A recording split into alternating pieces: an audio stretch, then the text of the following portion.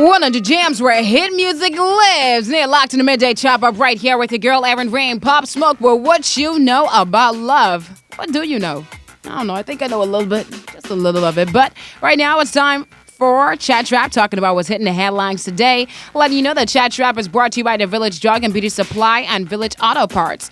You can shop now and save at the Village Drug and Beauty Supply store located on Alexander Boulevard, Nassau Village. For all your hair care needs, groceries, personal items, and beauty supplies, the Village Drug and Beauty Supply store have it all. Just call them now at 393-3419. Okay. So, talking about your hot topics today, anytime we talk about what's happening in the media, sometimes we really do have some heartbreaking stories. And there's so much that goes on in the entertainment world that many don't know about.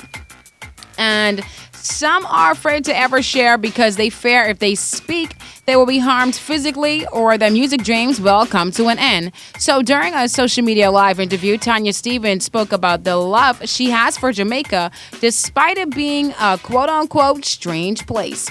After years, Tanya Stephens revealed that she was sexually assaulted at the age of 17 years old by a prominent dancehall artist, and she continues to vouch for all the females who went through and are going through the same thing she did. So Tanya Stephens explained how the first incident actually occurred when she was just coming into the music business. She had found a studio to work in, and she shared that at the time, I quote, there were three big artists, Shabarangs, Patra, and there was another guy next in line. And he became my mentor, and he used to call me his little sister, and I believed it. I really believed it.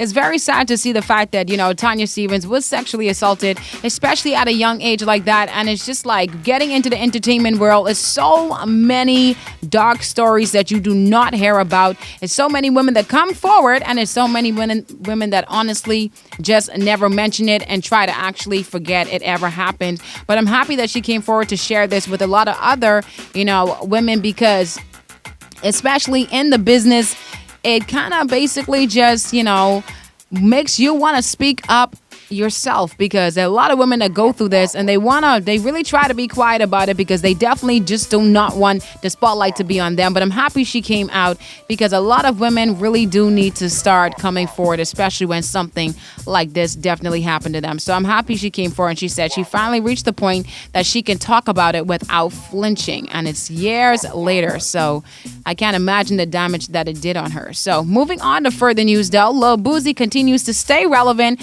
whether it's due to his music or his humorous daily life. But now he's on the big screen, and you can watch the Lil Boosie movie now. It's called My Struggle. And he actually stated that he began working on the project while being behind bars. And later he admitted that he rounded up on his original estimate, clarifying that the movie made about $940,000 on its first day. So congratulations to Boosie.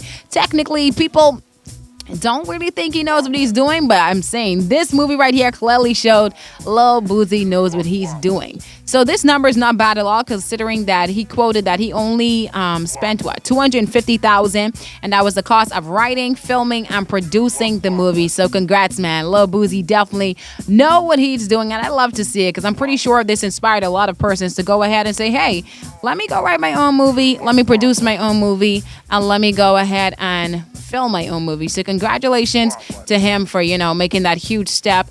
But moving on to further news too, we're going to talk about this whole Moneybagg Yo and Ari Fletcher situation.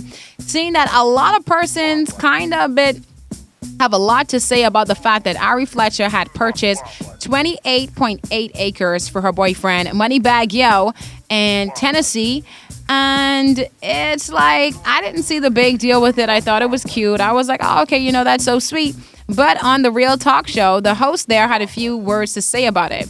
And they basically was just stating the fact that, she is acting married and she is not married. So they had a big discussion on this, and they're like, that's just a little bit too much. And one of them actually stated that if a man gave me 28 acres, I'd feel obligated to stay with them if it didn't work out. And I completely disagree, because you can show your love in so many different ways, but Ari Fletcher and Moneybag Yo definitely had a few words to say about it.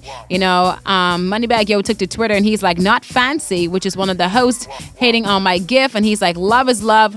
Mind your business. And Ari Fletcher also took to Twitter and she expressed that y'all don't know the half of what he does for me mentally or financially. I've never felt so safe, loved, spoiled, and happy with a person. He loves me and my son so much. I'm sorry that you haven't experienced a love like this. Focus on getting your own lines and your husband. Oh, wow. Because I don't think some women actually realize some women don't even want to get married. Sometimes that boyfriend-girlfriend relationship is all they want, and once they're happy with that person, then they feel as though they're not going anywhere. And besides, if you got the money, do whatever you want to do with it. Like they say, it's my money, ha-ha. My money, money, money, ha-ha. I'm just saying, I don't understand what the big discussion is about. It's like, okay, if you're married, if you want to wait till marriage to buy your husband some land, then go ahead. If you don't want to wait, then don't. Because honestly, if I'm dating someone and my boyfriend decides to say, hey, he wants to buy me 28.8 acres. I'm taking that. It's in my name. And if we break up, we break up. Life goes on. But some people just don't dive into relationships thinking that this won't work out. They honestly dive into it and say, hey, I'm hoping this works out till the end of time. Well, that's just my opinion on it. We all can believe what we want to believe. But that's it for Chat Trap, just talking about what's happening in the media today. Reminding you that Chat Trap was brought to you by the Village Drug and Beauty Supply and Village Auto Parts. You can shop now and save at the Village Drug and Beauty Supply store located on Alexander Boulevard, Nassau Village for all your hair care needs, groceries, personal items, and beauty supplies. The Village Drug and Beauty Supply store have it all. You can call them now at 393-3419. Back in the mix, got Saweetie featuring Doja Cat.